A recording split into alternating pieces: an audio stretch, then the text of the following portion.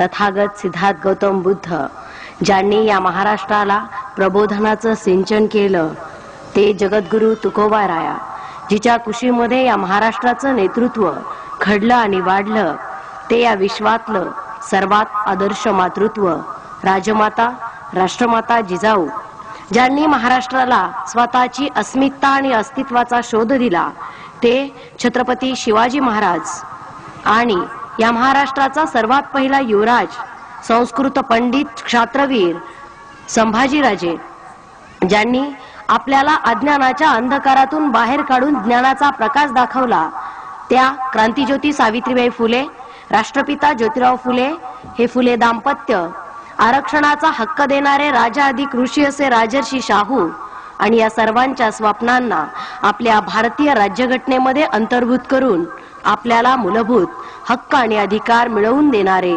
बुद्धिसम्राट doctor Babasaheb Ambedkar, तसेच ज्या ज्या महामानवांनी आणि ज्या ज्या महान स्त्रियांनी बहुजनांचं राज्य यावं, बहुजनांचा विकास व्हावा आणि बहुजनांचं शासन प्रस्थापित व्हावं म्हणून त्याग दिला, योगदान दिलं, त्या सर्व महामानवांना आणि महान स्त्रियांना मी प्रथम अभिवादन करते.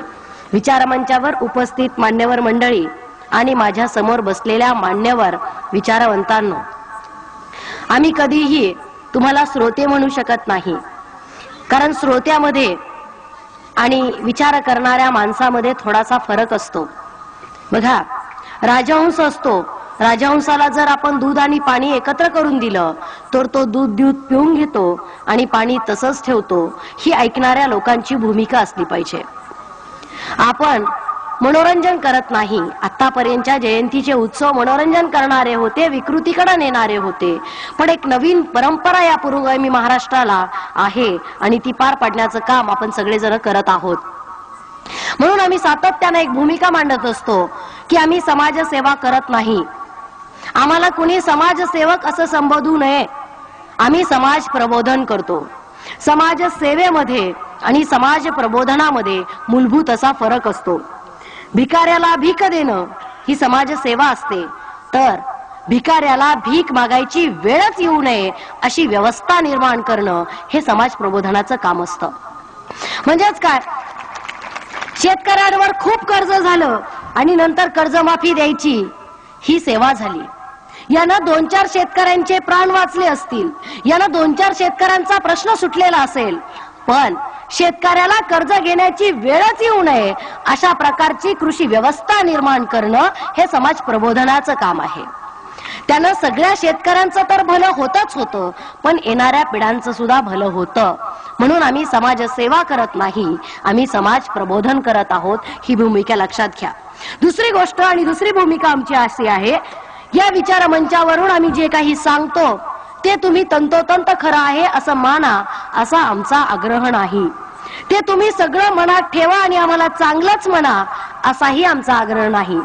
जे आम्ही सांगतो, जे आम्ही मांडतो ते पुराव्यानिशी मांडतो, ते सत्याच्या आधारावर मांडतो, ते इतिहासाच्या पुराव्यावरून मांडत असतो. तर त्याच्यावर फक्त तुम्ही विचार करावा आणि या विचारांती जे तुम्हाला योग्य वाटेल तो तुम्ही निर्णय घ्यावा, असा आमचा तुम्हाला सल्ला आहे. आणि तिसरी आणि महत्वाची गोष्ट मी स्पष्ट करेल की लोक आम्हाला असं म्हणतात की तुम्ही ब्राह्मणांना शिव्या देता. मी असं सांगेल की भारताचा इतिहास हा शोषण व्यवस्थेचा इतिहास आहे आणि या शोषण व्यवस्थेमध्ये शोषक वर्ग हा ब्राह्मण आहे, त्याला आम्ही जबाबदार नाही. आणि ब्राह्मणाला ब्राह्मण नाही म्हणायचं तर काय म्हणायचं, हा माझा तुम्हाला प्रश्न आहे.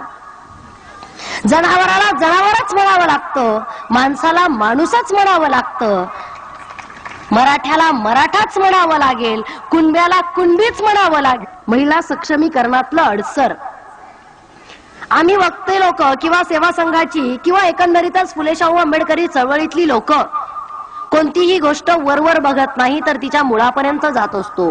म्हणून मला सुद्धा स्त्रियांच्या आणि स्त्रियांच्या प्रश्नांच्या मुळापर्यंत जायला आवडेल. ही स्त्री एक 50 वर्षापूर्वी, एक 100 वर्षापूर्वी किंवा मानवाच्या उत्क्रांतीच्या अवस्थेमध्ये नेमका कशी होती याच्याकडे मला थोडंसं जावंसं वाटेल.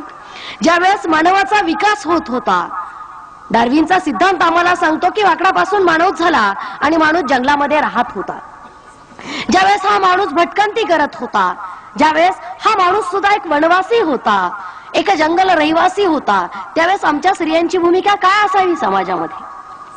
त्यावेळेच्या स्त्रियांनी, तुमच्या माहितीसाठी सांगते मी, पुरुष हा मुळात भटका प्राणी आहे.